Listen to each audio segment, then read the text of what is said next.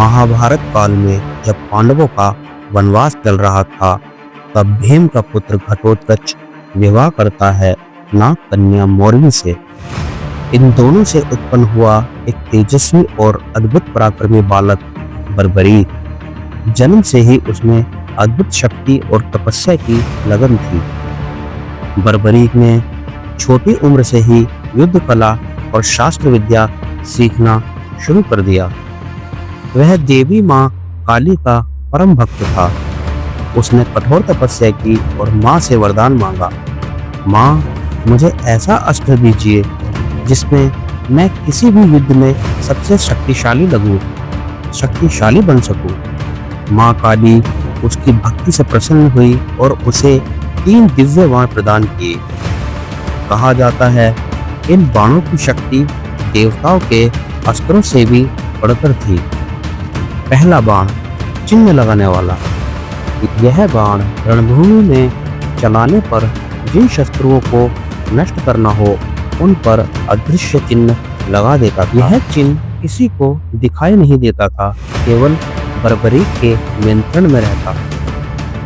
इस बाण की गति इतनी तेज थी कि यह पल भर में पूरे युद्ध क्षेत्र का चक्कर लगा लेता और चिन्हित कर आता। मतलब यह बाण तय कर देता था कि किसे मारना है और किसे छोड़ना है। दूसरा बाण रक्षा करने वाला। यह बाण मित्र या प्रिय योद्धाओं की सुरक्षा करता। जिसे भी बर्बरीक बचाना चाहता उसके चारों ओर यह एक बाण अदृश्य कवच बना देता।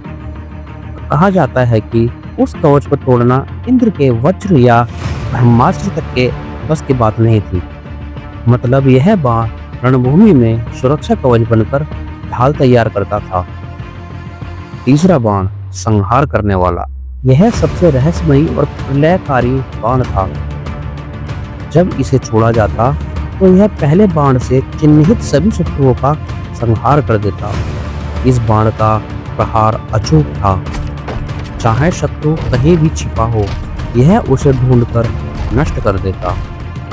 और अगर कोई शत्रु छूट भी जाए तो यह बाण लौटकर अपने स्वामी तक पहुंचता और उसके आदेश की प्रतीक्षा करता।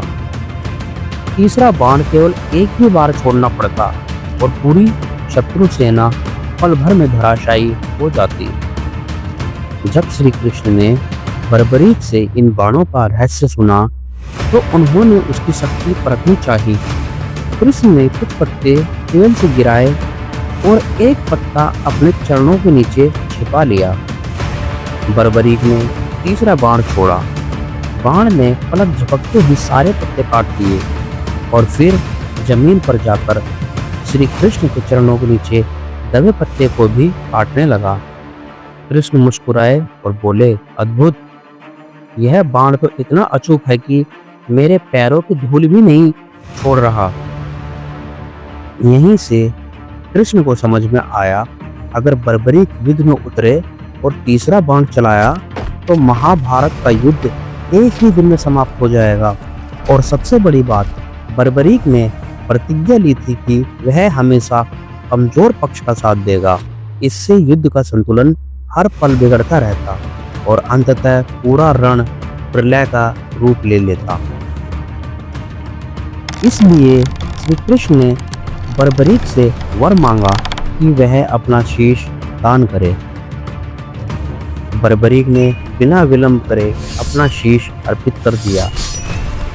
उनका धड़हीन शीश ऊंचे स्थान पर रखा गया जहां से उन्होंने संपूर्ण महाभारत का युद्ध देखा। युद्ध के बाद कृष्ण ने आशीर्वाद दिया कि कलयुग में लोग तुम्हें श्याम नाम से पूजेंगे। तुम्हारा दरबार सबसे करुणामयी होगा।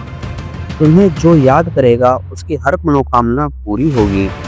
इसलिए आज राजस्थान के खाटू में उनकी भव्य पूजा होती है और वो कहलाते हैं खाटू श्याम बाबा, 3 बाणधारी।